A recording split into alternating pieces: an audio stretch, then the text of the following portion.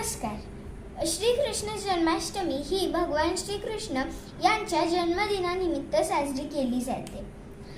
भगवान श्रीकृष्ण विष्णूंचा 8वा अवतार आहेत असेही मानले जाते.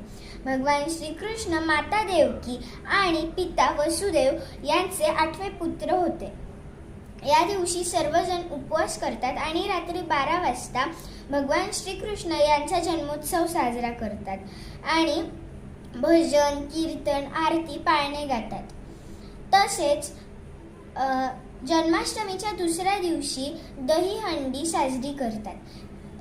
माठामध्ये दही, दूध, लोणी असे पदार्थ भरून तो माठ उंचावर टांगला जातो आणि आजूबाजूची मुले गोळा होऊन त्या माठाला फोडण्याचा प्रयत्न करतात. अशा प्रकारे हा सण भक्तिभावाने आणि आनंदाने लोक साजरा करतात. तुम्हा सर्वांना माझ्याकडून कृष्ण जन्माष्टमीच्या हार्दिक शुभेच्छा.